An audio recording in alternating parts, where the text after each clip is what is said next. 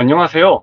오늘은 웰러 12년을 가지고 왔습니다. 제가 처음으로 법원에 대해 리뷰를 하는 건데요. 법원을 제가 싫어하거나 그런 것은 전혀 아니고 너무 좋아하는데 싱글몰트부터 시작하다 보니 언제쯤 법원을 가지고 나와야 할지, 그리고 어떤 법원을 가지고 와야 할지 고민이 많았습니다. 일반적으로 법원 3대장이라고 불리는 그놈들을 데려와야 하는 건지, 아니면 엄밀히 말하면 법원은 아니지만 미국 위스키 넘버원인 잭 다니엘을 가져와야 하는 건지 고민을 하고 있었는데요. 좀 흔한 것 같아서 조금은 더 궁금해하실 위스키를 선택하고 싶었습니다. 그러다가 마침 대만에 다녀왔는데 생각지도 못하게 이 웰러 12년을 만나서 두 병 모두 데려왔습니다. 한 병은 제가 대만에서 따먹고 남은 것만 이렇게 바위 아래 가져왔습니다.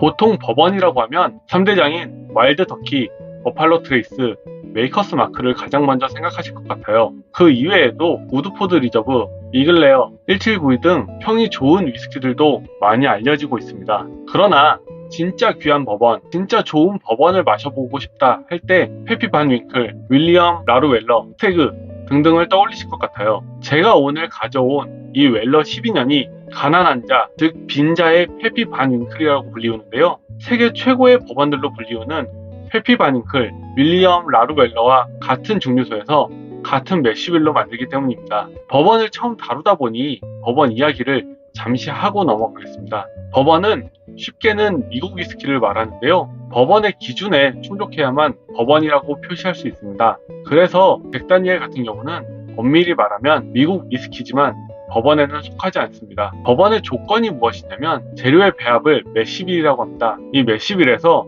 옥수수의 비율이 51% 이상 들어가야 하고 아무것도 담지 않았던 버진 오크를 사용해서 숙성해야 합니다. 법원은 영국과 스코틀랜드의 청교도들이 미국으로 이주하면서 시작이 되었다고 합니다. 스카치 위스키는 스코틀랜드의 전통주였으니까 고향을 떠나온 사람들이 위스키를 만들고 했어요. 근데 당시 미국에는 싱글몰트의 재료인 보리를 구하기가 너무 어려웠던 것 같습니다. 그래서 당시 활용할 수 있었던 옥수수 그리고 호미를 위주로 위스키를 만들었던 것이 법원의 시작입니다. 법원의 조건에서 말씀드렸듯이 51% 이상이 옥수수가 들어가야 했고 나머지는 보통 호밀과 기타 다른 곡식들을 많이 사용해 왔는데 이 웰러 12년은 호밀 대신 밀을 사용했기 때문에 밀 버번이라고 합니다. 밀을 사용했기 때문에 질감이나 향이 호밀에 비해서 더 부드럽다고 평을 받고 있습니다. 이 웰러는 국내에서 구하기가 너무 어렵습니다. 이 웰러 12년뿐만 아니라 웰러에도 다양한 라인업이 있는데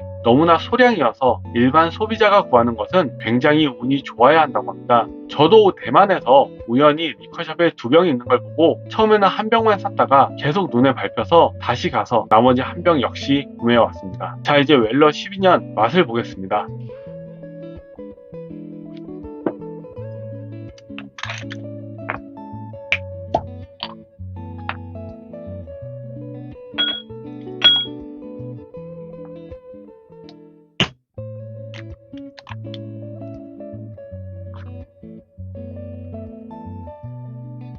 색은 황금빛보다는 진한 짙은 노란색이고요. 마호가니 계열의 붉은 기운은 없지만 법원에 공통적으로 느껴지는 그런 캐러멜 같은 색상을 가지고 있습니다.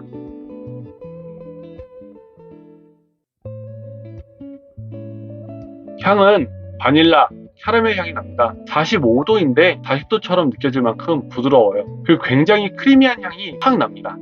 너티한 느낌도 아주 살짝 있고요. 일반적인 버번과 다른 부분은 핵심적인 크림 느낌과 그리고 바닐라인데 바닐라가 조금 더 고급진 바닐라의 느낌이 납니다. 예를 들면은 일반 바닐라 아이스크림하고 하겐다즈나 프리미엄 아이스크림 중에 이제 바닐라 맛을 먹으면 조금 더 진하고 그 바닐라 빈이 직접적으로 느껴지는 것 같은 느낌을 버번과 이 웰러 사이에서도 느낄 수가 있습니다. 이제 맛을 보겠습니다.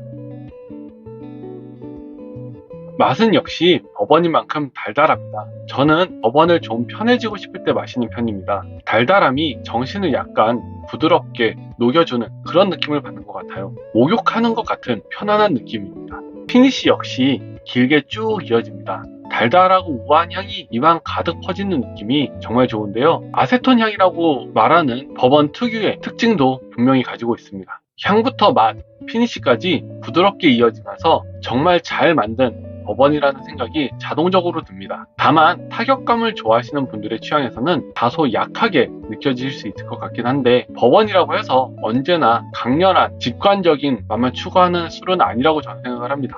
부드러운 버번이 생각나실 때 찾으시면 이 한 잔만으로도 풍부하게 충분히 느끼실 수 있을 것 같습니다. 이 웰러 12년 라벨에도 피티드 버번이라고 밀 버번이라는 것이 제일 강한 특징으로 적혀져 있는데, 그렇기 때문에 정말로 많이 부드럽게 느껴집니다. 마시다 보니 또다시 느껴지는 건데, 이 웰러 12년을 대만에서 발견했을 때 자동적으로 시선이 가서 꽂히더라고요. 이 병이나 뒤에 보니 케이스도 너무 이쁘고 고급지게 만들어놨기 때문에 시선을 강탈할 수밖에 없는 그런 위스키인 것 같습니다. 지금 다시 한번 향을 맡아봤는데요, 이 잔에 묻은 잔향이 이 위스키 액체에서 직접적으로 느껴지는 향보다 훨씬 더 진하고 꾸덕하게 느껴집니다. 캔디를 버터처럼 녹여서 이 글라스 안에 코팅해 놓은 것처럼 달달한 스카치 캔디의 향이 강렬하게 느껴집니다.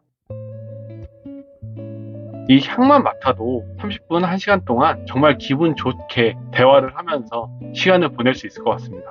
오늘은 버번 위스키인 웰러 12년을 마셔보았는데요. 세계 최고의 버번들과 동일한 증류소, 동일한 매시비를 가진 위스키는 어떤 느낌을 가지고 있는지 느낄 수 있는 기회였습니다. 구하기만 쉽다면 데일리로 마시고 싶을 만큼 굉장한 향과 극강의 부드러움을 가지고 있습니다. 어디선가 이 웰러 12년을 만나신다면 고민 없이 집으셔도 될 것 같습니다. 웰러 12년 여기까지 하겠습니다. 감사합니다.